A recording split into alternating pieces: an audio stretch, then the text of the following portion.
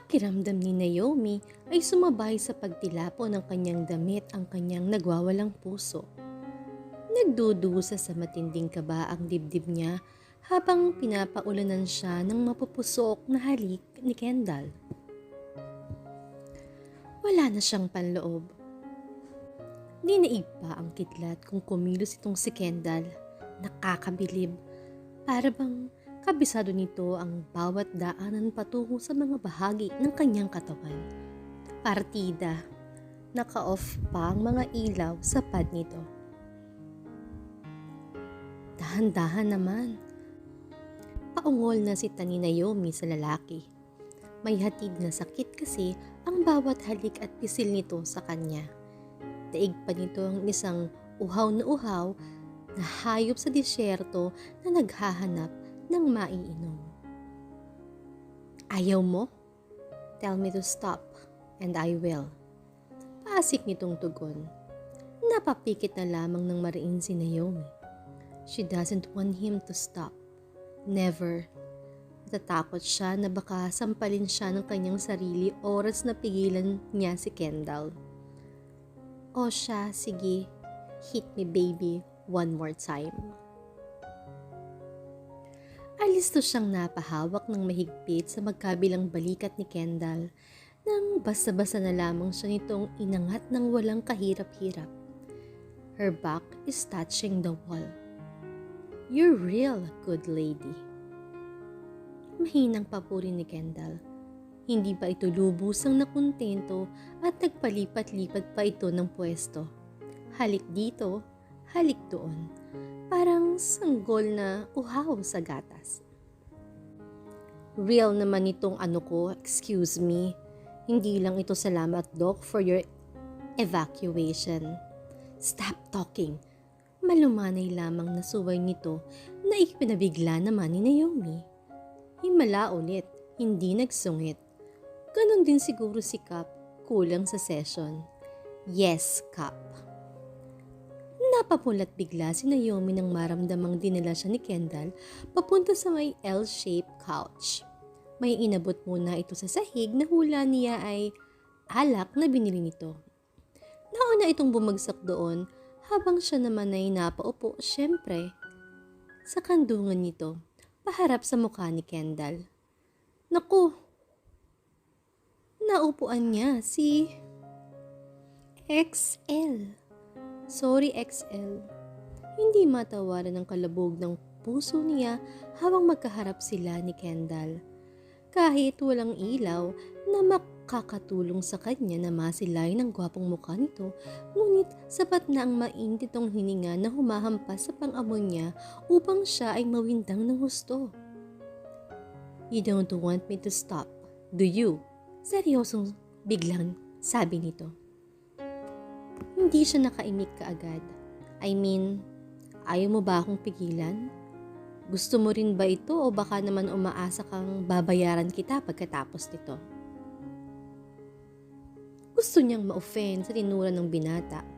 Oo naman at siya payukoy siya. Pero ni minsan ay hindi niya nasikmura na ipagpalit sa pera ang kanyang katawan. Ngayon lang dahil naipit siya sa matinding suliranin. Para rin naman iyon sa ikabubuti ng kanya kapatid.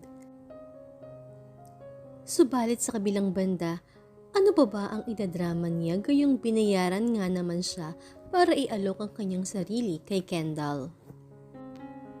Kaden Almonte Rodriguez hired her to offer her everything to Kendall. To make him forget his feelings for her blessed Tadeo.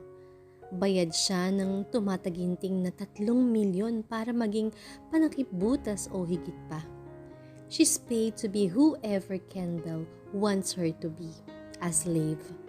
Kahit pa tagasalo sa hinanakit nito ay kailangan niyang tiisin.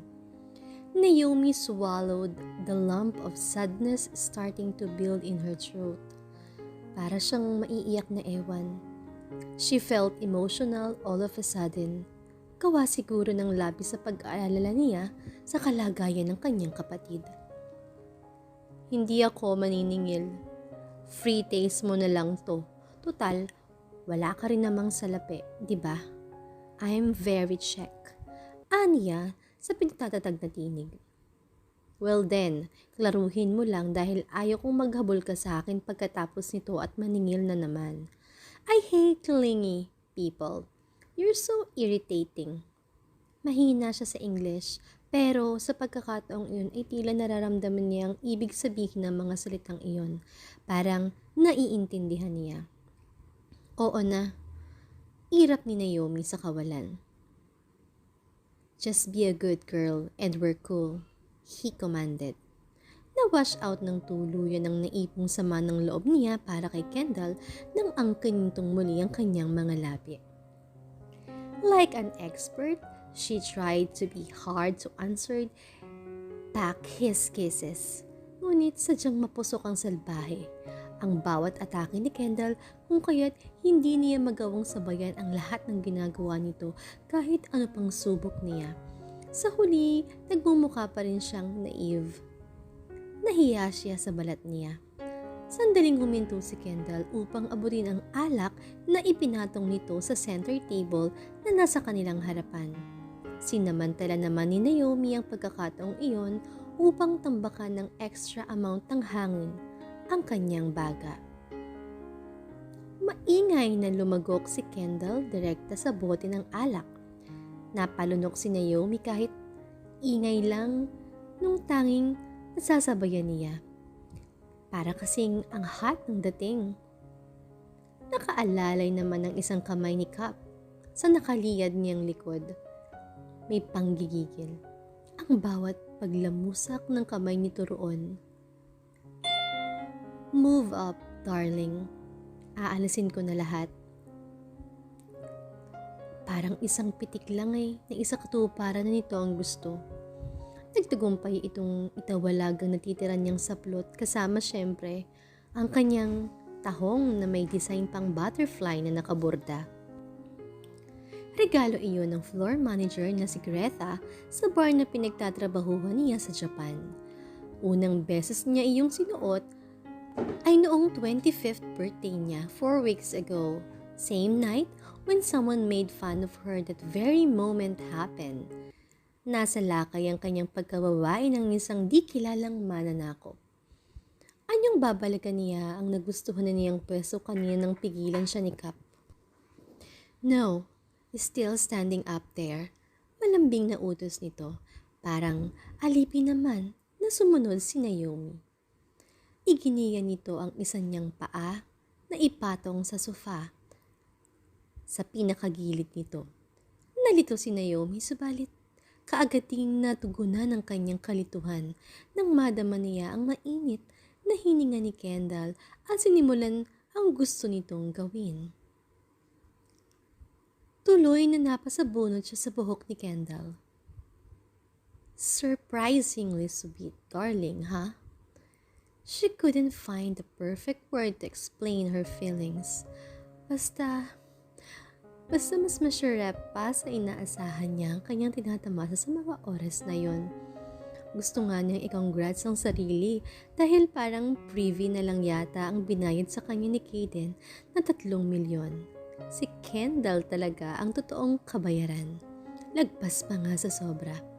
At sa wakas ay nakamove on na siya kay Brandon. Ganun lang kadali. Pangprotekta. Nasa bulsa ng shorts ko. Oh no, she informed him breathlessly. Tak, ang sige pa ha. Medyo naiinsulto siya sa komento ni Kendall. Sadyang si XL ang may kasalanan. XL who?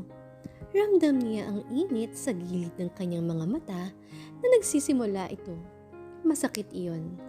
Bawat segundong lumilipas ay napapalot ng sarap ang pakiramdam ni Naomi.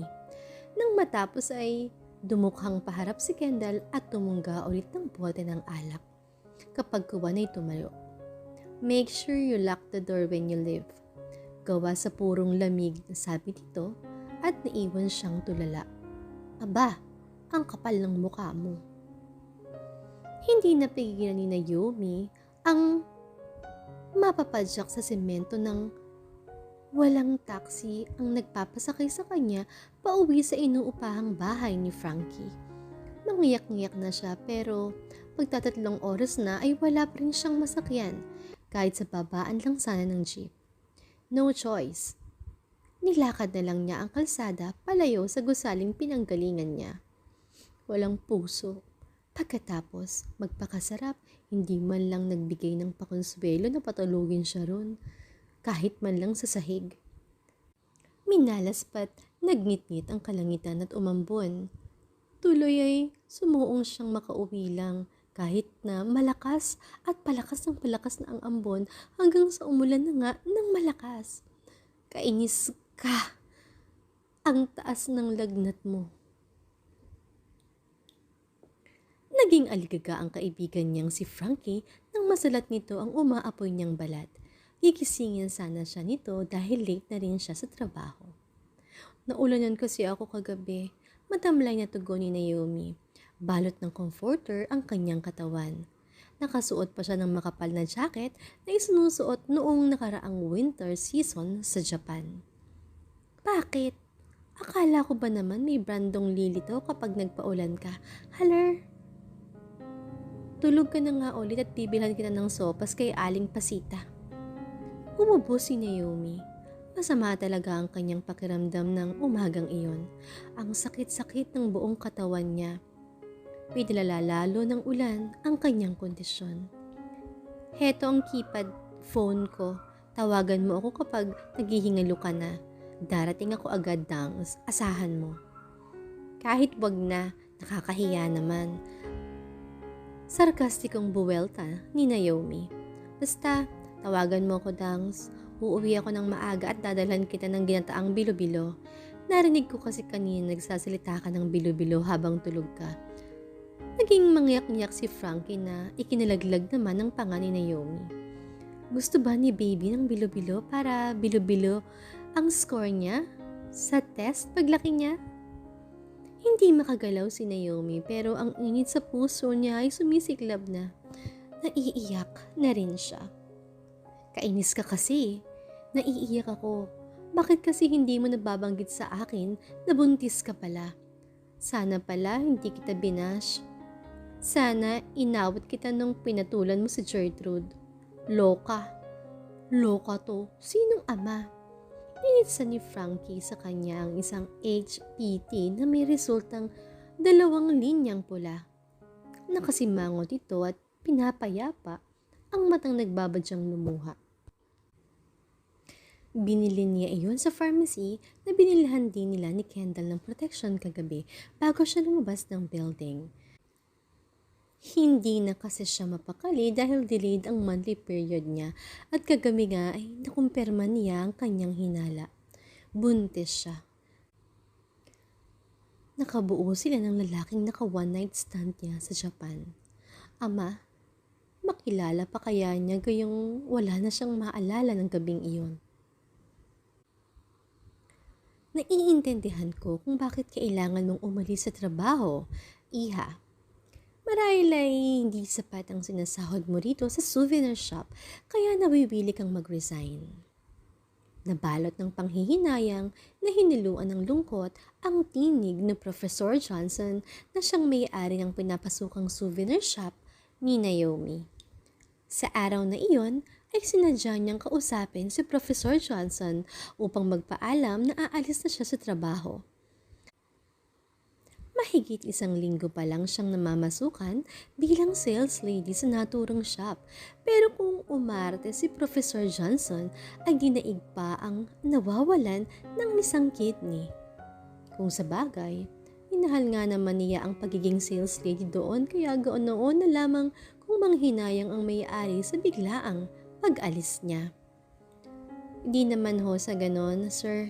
Hayaan mo at papasyal pa rin po ako rito kay Frankie kapag may bakanting oras ako. Sure balls po iyan, Sir Pexman. Mamatay man ang atribidang mudra ng ex nitong si Frankie. Siste ni Naomi. Hindi sinasadyang napaubo siya sa dulo ng kanyang linya. Pinandilata naman siya ng mata ni Frankie na kasalukuyang tahimik na nakamasid sa usapan nila ni Professor Johnson. Hindi na rin ganoon kasama ang pakiramdam niya sa araw na yon. 2 araw din naman siyang nakapagpahinga at nag-feeling doon niya na may tagapagsilbing alipin sa katauhan ni Frankie. Abuso na siya kung hindi pa siya magiging productive sa araw na yon. Naaawa na rin kasi siya kay Frankie. Dahil panay man ang pangbabash nito sa kanya, ay hindi maikailang hands-on ito masyado sa pag-aalaga sa kanya dahil nga raw sa nagdadalang tao siya. O siya, aasahan ko yan iha. Bukas pa rin naman ang shop na ito anytime na maisip mong bumalik. Back to basic salary rate nga lang as a starter.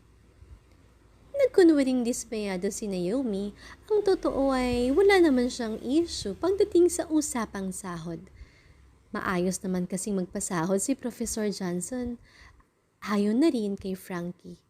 Nga lang ay baka bumigay ang katawang lupa niya kung pagsasabayin niya ang pagiging sales lady at ang trabaho niya kay Cap. Buntis pa din naman siya. Mahirap na. Kung maaari nga lang sana ay umatras na siya sa kasunduan nila ni Konsehal. Kaso, baka liver spread na lang ang ipalit sa sirang atay ng kapatid niya. Nang umalis na si Professor Johnson sa souvenir shop, ay mabilis na tinampal ni Frankie ang braso niya.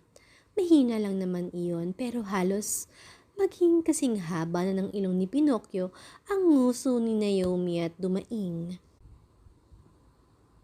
Sensitive. Pag ako talaga nakunan, ipapakulam ko talaga ang bataan mo, Dangs. Ipapasara ko ang entrada niyan, manghampas ka pa. Asik ni Naomi sa kaibigan. Kasi nang bibigla ka, resign as in, tapos ano? Saan ka kukuha ng itutustos mo dyan sa dinadala mo? Where did your brain go this time, Dangs? Where did? Ano? Nagsalubong ang kilay ni Naomi. Ang sabi ko, saan na naman tumilapon ang utak mo at naisipan mong mag-resign? Ang tsorba mong eng-eng, Dangs. Sapat na kaya ay ang sasahurin mo rito at makakapag-ipon ka pa sa panganganak mo. Sinayang mo lang. Nag-iwas ng tingin si Naomi. Gustuhan man niya ay hindi niya maaaring banggitin kay Frankie ang tungkol sa isa pa niyang trabaho. Saka na lang niya siguro iisipin ang para sa panganganak niya. Ang mahalaga sa ngayon ay magawa niya ang pinag-usapan nila ni Kayden. Iyon muna ang pagtutuunan niya ng atensyon. Bibilisan na lang niya habang hindi pa halata ang umbok sa tiyan niya. Siguro naman ay mabubura na niya si Blessed Tadeo sa sistema ni Kendall kung aaraw-arawin niya ang pagbibigay aliw dito. O kung ano pa mang paraan para mapalihi sa isip nito mula sa manlulokong blessing na yon. Malaki naman ang tiwala niya sa sarili. Siya pa ba? Yakang-yaka niya yon, syempre. Huwag mo nang isipin yon. May isang racket ako, Dangs. Malaki ang kalakal. Sinikap ni Naomi na maging masigla ang kanyang aura. Racket? Ano? Tumikwas ang kilay ni Frankie. Call center agent ako. Os, natanggap ka? Kagyat na sinamaan ng tingin ni Naomi ang kaibigan. Hagik-hik lamang ang isinukli nito. Call center agent nga. Naalala mo si Jupiter? Iyong TNT ng bugaw sa Osaka na nakilala natin last year? Oo, naalala ko. Pati kung paano tumabingi ang bagong paggawa niyang ilong tandang-tanda ko rin. So anong kinalaman ni Jupiter sa paksa natin? Wala. Naalala ko lang din siya. Agarang usal ni Naomi. Hindi kasi napadaan ako sa bagong bukas na call center malapit doon sa The Latinus. Mantakin mo ba namang kakaibang call center pala iyon sa loob? Ayun, nag-apply akong voice porn star. Umuungol lang ako ng bongga. Shoot ka agad sa banga, she proudly said. Naibsan naman ng kaba sa dibdib niya nang mawaring pato kay Frankie ang pagsisinungaling niya. Nakaka-guilty. Tologo, makapag-apply nga rin dyan. Sure, Boldangs, timbrihan kita kapag may madededo. She promised and got ready to go. Uuwi ka na? Imbestigan ni Frankie sa kanya. Naroon na naman ang hint ng pagdududa sa himig nito. May training nga pala kami. Munti ko nang makakalimutan sabihin sa'yo. Siya nga pala, baka hindi ako makauwi mamayang gabi, Dangs. Ay nako, wala akong pakialam sa buhay mo, Naomi Divina. Basta, siguraduhin mo lang na maayos ang lagay niyang inaanak ko dyan sa sinapupunan mo. Sus ko, Dangs, solid naman itong baby ko. Do not marry. Ngisi ni Naomi at kumakaway kay Frankie nang nagmarsya na siya palabas ng souvenir shop upang pumara ng taxi. Do not worry yon. Ako po, kawawa naman ang magiging inaanak ko. Maraming pahabol si Frankie at saka siya sumampa sa loob ng pumaradang taxi. Tinambakan niya ng preskong hangin ng kanyang baga bago naglakas loob na pindutin ang naghihintay na doorbell sa harapan niya. Kumalampag ng bongga ang dibdib ni Naomi nang kaagad na bumukas ang pinto. Bumunga doon ang maaliwalas at may nakaipit na tamis ng ngiti sa mukha ni Cap. Ngunit, tinangay kaagad ang positibong aura nito nang mapagtantong siya lang ang naroon sa labas. Halatang dismayado. May hinihintay sigurong iba. Konnichiwa, Cap. Ohayou gozaimasu. Kumusta? Masigla ang inihatid na pagbati ni Naomi sa binata. Walang kahirap-hirap na nagbago ang anyo nito. Mula sa pagiging Pasko, ngayon ay dinaig pa nito ang biktima ng martial law. Kendall released a disappointing sigh when he found another face outside his pad.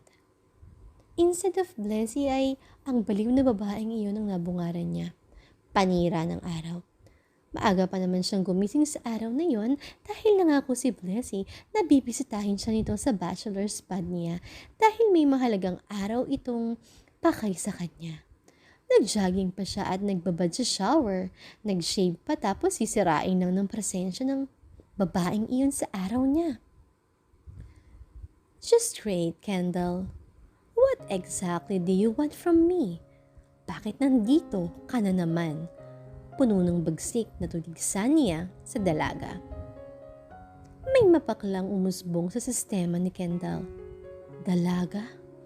Baka dalagang maraming karanasan sa Japan. Susog ng utak niya at wasn't her first time. Ano pa bang aasahan niya sa isang Japayuki? Parang binibisita ka lang eh.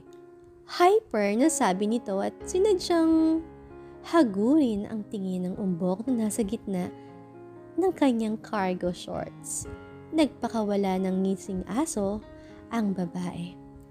Hello XL, how are you na? I'm fine, arigato. Parang sira ulo na kausap nito sa kanya. Kinikilig pa. Naiilang si Kendall sa pagiging straight ng babae. Ganoon ba talaga siya? Parang sira.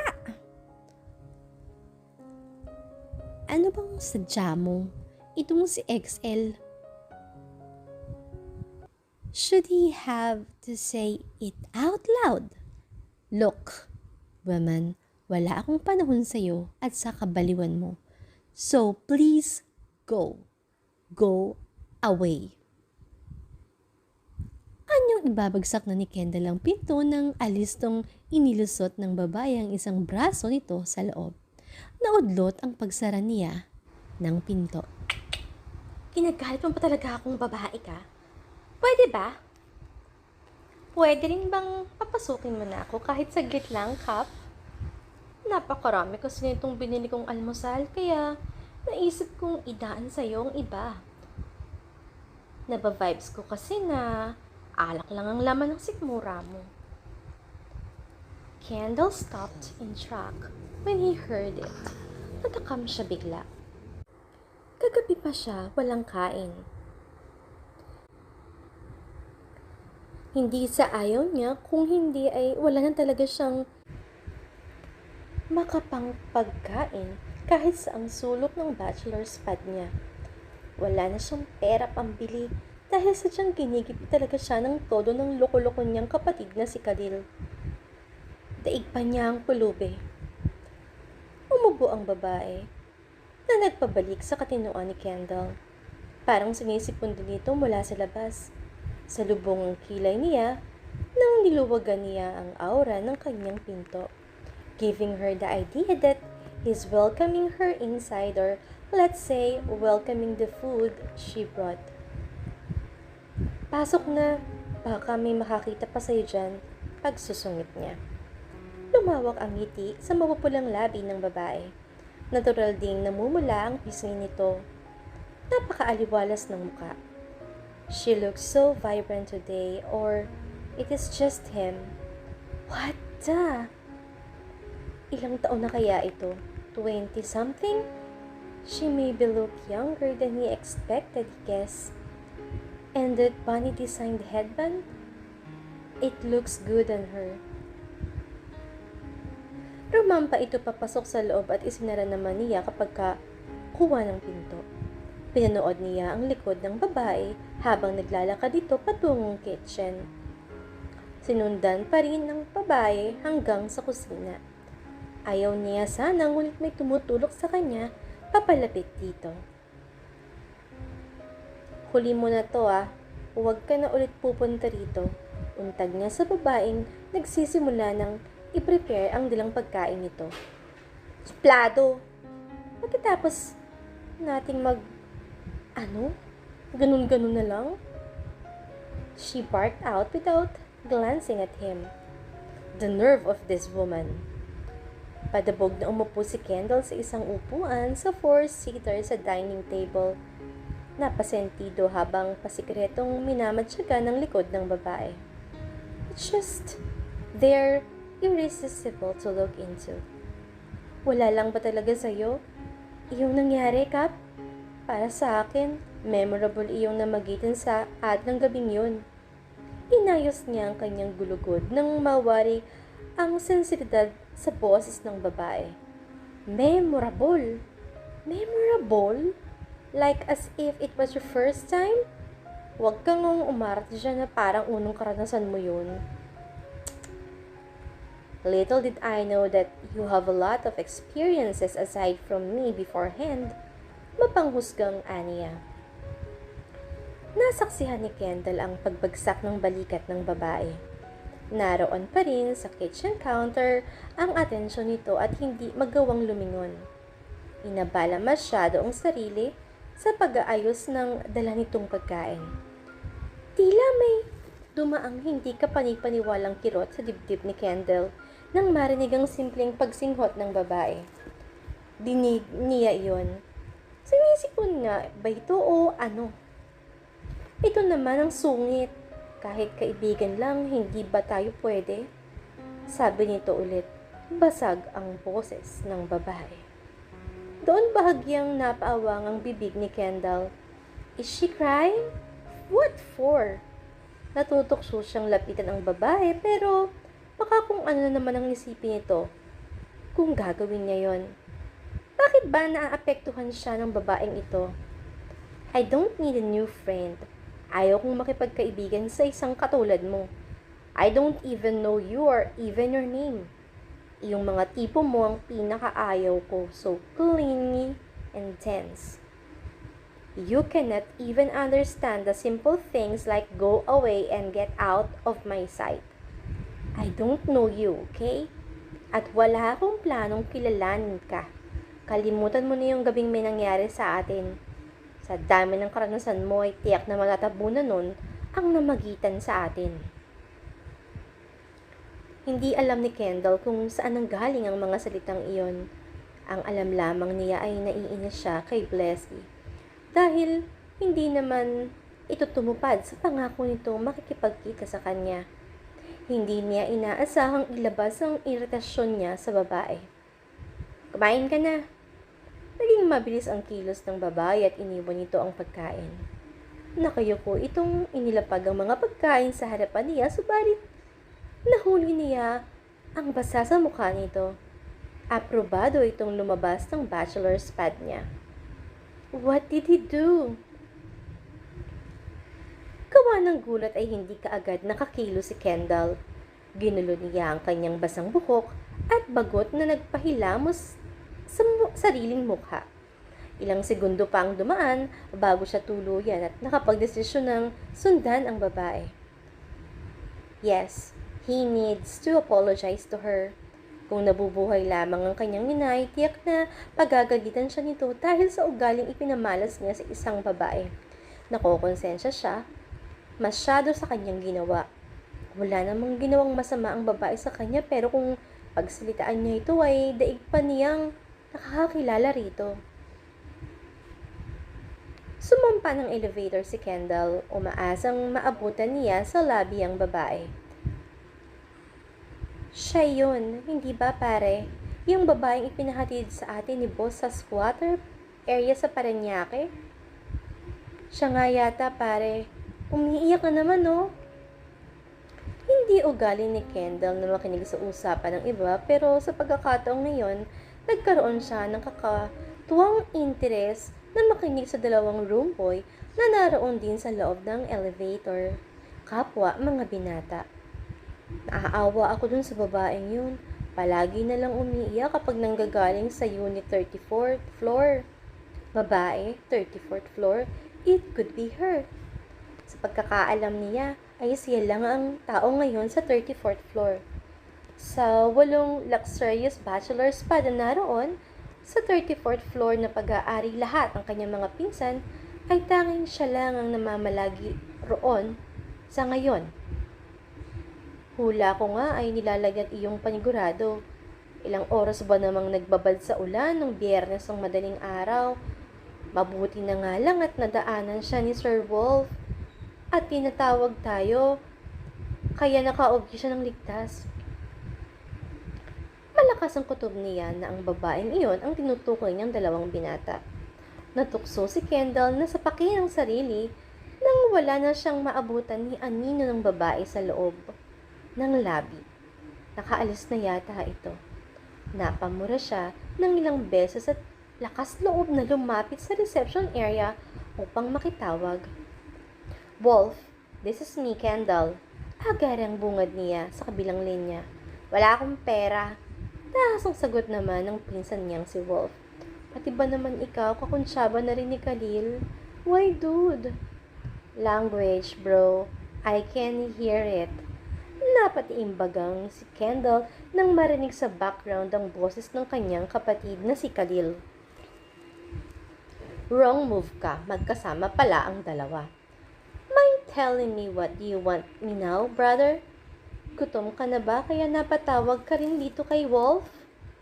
Khalil, si Wolf ang kailangan ko, hindi ikaw, singhal niya. Binaliwala niya ang mga receptionist na lantarang kinikilig habang nakamasid sa kanya. Cool. What exactly do you need from me, Kendall? Wolf asked me tonelessly, using his thick Brazilian accent. Wolf Almonte is their long-lost cousin, anak sa labas ng kanyang Tito Wendell. Hindi niya alam kung tama bang naiisip niya pero parang ito naman ang hinihiyaw ng konsensya niya na sinang-ayunan din ng puso niya. Fine. Tell Khalil that I'm going to do whatever he asks me to do.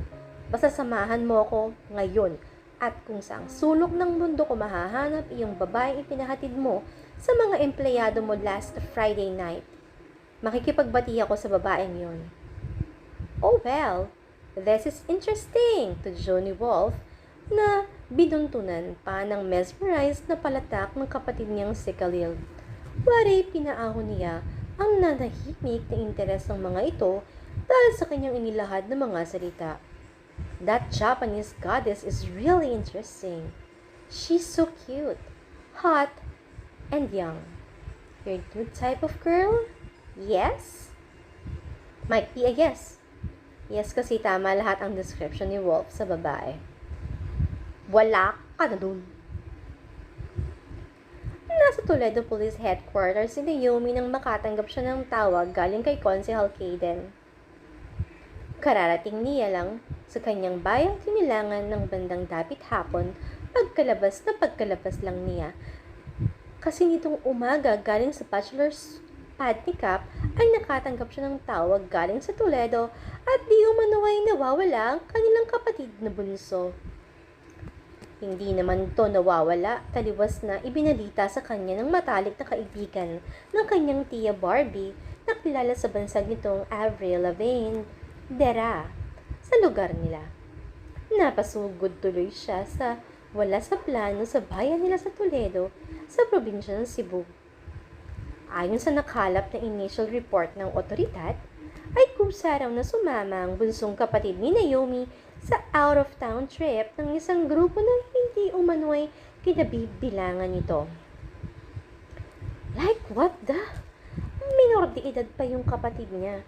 Stress na talaga siya pero hindi naman siya pwedeng magdala lang ng patong-patong yung problema dahil nasa alang-alang niya ang kapakanan ng batang nasa kanyang sinapupunan. Napabuntong hininga si Naomi. Sumama na naman ang kanyang pakiramdam. Parang lalagdatin na naman siya sa sobrang sama nito. Swerte na lamang ni Naomi at kahit papaano ay nakakasandal siya kay konsihal. Hindi na siya nahihirapan pang biyahe pauwi ng bayan nila dahil ipinahatid siya ni Caden lula ng private chopper nito. Ito kasi ang tinatakbuhan niya kanina nang matanggap ang masamang balita patungkol sa pagkawala ng kanyang bunsong kapatid. I like this strategy of yours, Divina girl. Your game plan is so amazing and so effective. Appreciative. Hindi ko na talaga mamalaitin ang kakayahan mo. Himig na pupunyagi konsihal na para bang mega jackpot ito sa loto. Her brows furrowed. She couldn't get what exact he was talking about. Anong sinasabi mo riyan, konsihal? She scoffed. Nakatikim yata ito. Tumalab sa pandinig ni Naomi ang ingay na nagbubugbugan sa background. Heard that? Si Kendall iyon. Binubugbog lang naman siya ng mga sanggano kung kapitbahay dito sa Parañaque. Kagan informed her in a very fantastic way. Bukod sa ingay na nagkakagulo, ay may maririnig ding tawanan si Naomi mula sa mga paboritong boses at hula niya ay kasama niyang mga iyon at si Kagan. You retards! Wala ba kayong balak na tulungan ako rito? You real Bulgarian! Hala, boses nga ayon ni Cap. Naroon na naman ang solid nitong accent na waring Irish. What an accent! Tipong hinahabol na ni kamatayan pero naghahalina pa rin. Iyon ang dating ng boses ni Cap. Boses pa lang yun. Pero teka, ano raw? Si Cap, bakit naman siya napunta rito sa tinutuluyan ko? Naggugulumihanan niya niyang tanong. Marinig lang niya ang pangalan ni Cap ay parang iikot na naman ang patingin niya. Nahihilo siya gawa ng matinding inis dahil sa sinasabi nito sa kanya. Hinahanap ka raw at may ibig sabihin iyon. Nagpatulong pa nga ang loko sa ibang pinsan namin na mahanap ka kung saan ka nakatira.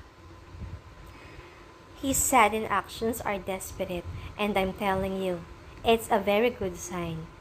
She could easily imagine the mischievous grin on Caden's sinfully dashing face while he was stating that sentences. Hinahanap? Me? Oh! Maniwala ako sa'yo. Konsihal, sinaktan ng measurette na na yan ang feelings ko kanina tas ngayon hahanap-hanapin niya ako. Ang enzyme niyang kapatid mo, inis ako sa kanya dahil sa pangungot niya kaya hindi ako matunawan ngayon. Bugan ni Naomi na iritable. Enzyme? Enzyme ba? Baliw, sira, ganun. Pumalatak ang lalaking nasa dulo ng linya. Maybe you mean to say, insane. Pasimpleng pagtatama ni konsihal sa kanya na may kasama pang mahinang tawa. Humalikip-kip si Naomi at ngumibig kapag kuwan. Mali na naman ako. Kastigo niya sa sarili. Abot langit ang pagsisisi niya na hindi nagawang ibangon ang kanyang sarili hanggang sa ngayon. kung saan ay sinipagan pa niya ang pagbabanat ng buto noong dalagita pa siya. Di sana ay nakapagpatapos man lang siya ng high school kahit papaano. Sana ay hindi siya lutang na lutang sa Ingles. Sana ay hindi siya minamaliit ngayon ni Cap. Pero, sa dinarami-rami ng mga umaalipos sa kanya, noon pa man, bakit nga panduruhagi naman ni Cap ang nagdudulot ng hiwa sa kanya? Right? Palagi ka naman talagang mali, pero sa pagkakataong ito, mukhang may tama ka. May tinamaan ka. Tinamaan? Kung si Cap man ang tinutukoy ni Consil ay lalong hindi siya natutuwa. Tatama pa lang siya sa gayong siya ay sapul na. Pinutukan na siya ng lahat at sinaktan pang damdamin niya. Kaya, finish na. Just stick with the agreement. Divina girl, and you'll see. Maaga mong matatapos ang trabaho mo kaya sa inaakala mo. Buntong hininga lamang ang itinugon ni Naomi kay Kaden habang isinasalaysay nito ang susunod niyang hakbang na tiyak daw na magdadala sa kanila ng tagumpay. Ang sarap isipin. Makakamtan na nila ang tagumpay na sinasabi ni Konsehal. Ang ibig sabihin lang ay kalayaan na niya ang susunod doon. I'm almost tired. Buhat daw kasi nang sumama ang kanyang madrasa na si Nora sa ka-textmate nitong taga-Guimaras ay si Avril na ang siyang gumagabay sa kanyang mga kapatid. Para na rin kamag-anak nila ito. Ang tiya Barbie niya kasi ay sa Cebu na mamalagi, habang sila naman ay sa ikatlong distrito ng Cebu, sa Toledo. Abala rin kasi ito sa maliliit nitong negosyo roon sa salon. Si Manors ba? Matagal na talagang hindi na uwi dito sa Toledo, Mams. Medyo interesanteng usisan ni Naomi kay Avril. Manor ay pinaikling Mama Nora. Flangak, Inday, Wizel na talagang nag-appear dito ang modjocals mong plastikang aglipay. Maarting hirit ni Avril, tsaka hinila nito mula sa maliit na video bar patungo sa naglalakong sweet corn vendor. Bumili ito ng 4 na piraso. Nagningning tuloy ang mga mata ni Naomi. Natunugan siguro nito kanina na siya ay natakam sa sweet corn. Ganoon nga siguro kapag buntis. Rated PG lang ang peg. PG as in patay gutom. Shontis ka. Aza Inday. Kebla ba ang mentos na nakabuntis sa'yo? Laki ba? Natigilan si Naomi sa pagngangat-ngat ng mainit-init pa niyang mais. Ho? Napalunok siya. Umira kunwari ang bakla na si Avril at para bang nakahanda itong sermonan siya, oras na tumanggi siya, ang tamang haka-haka nito. Ganun na pala kahalata na nagdadalang tao siya. Nakakabahala. Malakas ang pang-amoy ko pagdating sa mga kasing ganders kong buntis. Gumanyan din ang figure ko noong nabuntis ako ng John Lloyds kong ex-Jowa Bells. Parang matataranta si Naomi subalit napako siya sa kanyang kinaroroonan nang biglang may nagsalita galing sa kung saan. Sinong buntis, Alberto? Matigas na boses ng kanyang madrasang si Norang nagpatigas ng bagang ni Naomi. Oy, Inday Asna, nandito pala ang antibiotic mong madrasta. Magmano ka. Kumalang ka sa mga jupang-pang na gurang. Himig sarkastikong si Avril na parang kinatay na ng madrasa niya sa ilalim ng utak nito. Puntis ka pala, Naomi? Akalain mo nga naman. Kinain mo rin pala ang mga sinabi mo noon na kesyo magkakaanak ka lang sa isang mayaman, sa isang inhinyero o ngayon. Nasaan na yung pinagmamayabang mong nobyong inhinyero? Nasaan, aber? Tuligsan sa kanya ni Nora. Wala pa rin itong ipinagbago bukod sa mas tumanda pa nitong itsura na pilit ikinukubli sa makakapal na kolorete sa muka at kulay sa buhok. Matalim pa rin talaga itong magsalita. Sa kauna-unahang pagkakataon ay nawala ng tapang si Naomi na sagutin si Nora. Nasukol sa isang sitwasyong wala siyang maibubuga. Sinong ama ng dinadala niya? Abay, ewan. Wala ka pala eh. Anong dahilang disgrasyada ka ring tulad ng mga kamag-anak mo't sariling ina? Sumunod ka rin pala sa yapak ng magaling mong ina na nagpabuntis kung gasinong hapon tapos ipapaaruga ang anak nila sa ibang lalaki. Yung mga kapatid ng mama mo, ganun din ang istorya, 'di ba? Walang pinagkaiba ang balangkas ng mga buhay nila, kaya hindi na ako nagtaka kung sumunod ka man sa yapak nila. Disgrasyada. Nanginginig ang kamay ni Naomi at hindi inasahang nabitawan ng mais na minimithi niyang kainin kanina. Nawalan siya ng gana. Ang ibig lang niyang gawin sa mga oras na yon ay sugurin si Nora at isalampak sa bunganga nito ang stick ng sweet corn. O siya, ayoko nang sayangin ang oras ko sa'yo. Nandito ka na rin lang kaya heto, permahan mo tong mga papeles at nang mabayaran na ako ng buo ni Mrs. Labang para sa bahay na yon. At total, hambog ka naman kaya bahala ka na sa mga kapatid mong walang silbi. Huwag kang mag-alala. Aabutan pa naman kita ng 5,000 para ilaan mo sa panganganak mo. Kawawa ka naman eh. Iniwan din ng nakabuntis. Heto, pumirma ka na, Naomi. Sumasobra ka na talagang bublang na. Napakasama mo. Walang ganda. Chamita. Tutungugin niya sana ang kanyang madrasa nang nanggagaliitin si Avril. Subalit, naudlot iyon ng pagkaraay may malaking bulto ng lalaki ang lumitaw papalapit sa kinatatayuan ni Nora.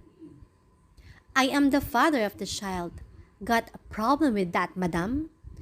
Naitulos ni Naomi ang sarili sa kinaroroonan niya habang si Avril ay sana'y kanyang aawatin ay napamaang ng gusto habang papalapit sa kanila ang bulto ni Cap.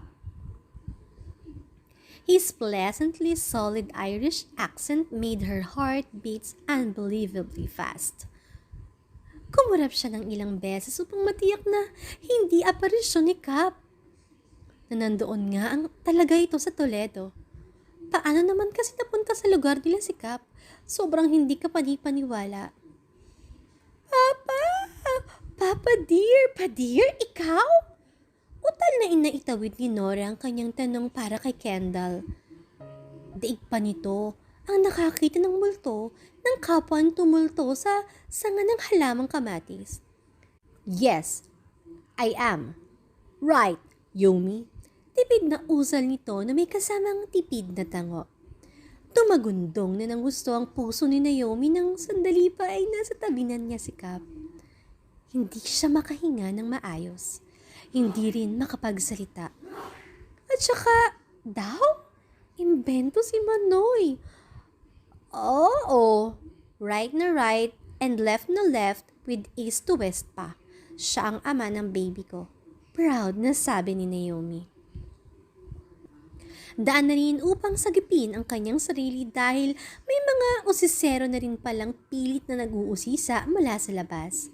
Nakabukas kasi ang double tour ng video kay bar ni Avril kaya welcome ang mga chismosa.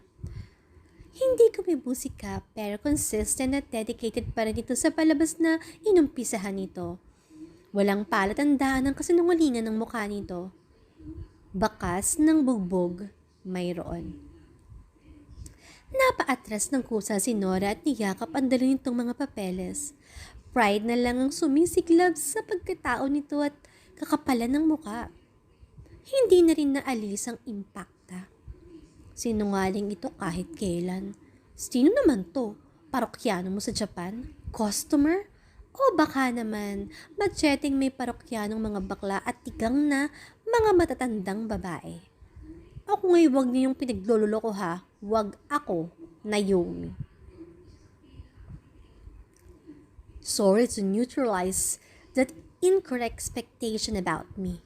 Now, I'd like to formally introduce myself to you to have even a piece of accurate information about me, madam. Kendall Almonte Rodriguez is the name, second son of the former Senator Camden Rodriguez and the late Irish-American beauty queen Candice Almonte. Coke Republic raised and now a member of the famous polo club based in Ireland. This is a confidential information. I know, but I just wanna add this. Labas man ako sa yaman ni Papa, but my personal net worth is around 8 to 9 million US dollar. Anyway, please call me Kendall. Formal pa nitong naglahad ng kamay, nakabadong tinitingnan lang ni Nora para na itong bangkay sa sobrang putla. Napamanga nga ang lahat, maging ang mga chismosang nakiusisa sa kanilang eksena. Nasisilo pa si Naomi sa mga flash ng gagaling sa camera ng mga usisang palaka. Ang lakas-lakas ng kalampag ng puso ni Naomi marahil matataas na pag-Ingles ni Cap na ginamitan pa ng Irish accent. Sa sapantanan niya ay ganoon din ang dating nito kapag may pinapaligaya siyang babae. Napasinghap na lamang si Naomi nang inakbayan siya ni Cap noon. Nagkusa ang braso niya na pumulupot sa bewang nito na animoy may sariling isip. Gusto niyang kiligin, maiyak, at lumundag sa tuwa nang mahawakan niya ulit si Cap. Dala na siguro ito ng kanyang pagbubuntis. The show is already done, woman. Alisin mo na mga kamay mo sa akin. Masungit na sa tanikap sa kanya nang gustong malak ni Avril ang double door ng video bar na kinaroroonan nila. Lumabi si Naomi at inis na binitawan si Kendall. Why can't she have him like that all the times? Kung ayaw niya, di wag. Binalikan na lang ni Naomi ang 2 piraso ng sweet corn na nasa supot pa. Si Avril naman ay inabala ang sarili sa pag-aayos sa mga upuan at lamesa sa video bar. Anumang oras ay magbubukas na naman iyon dahil gabi na rin naman. So, you're pregnant. May kahinaang usal ni Cap, subalit may bahid ng talimang tinig nito. Intensely. He was glaring at her, making her uncomfortable in her seat. Nasa teritoryo kita, baka nakakalimutan mo. Be nice for me and for the society, Cap. Kundi, ipapatiris ko kay Ma'am si Avril yung notakles kasama yung warlog mo. Matakot ka, matakot ka talaga. Bihira lang akong mainis tapos saglit lang. Pero pag ako nagalit, saglit ka lang.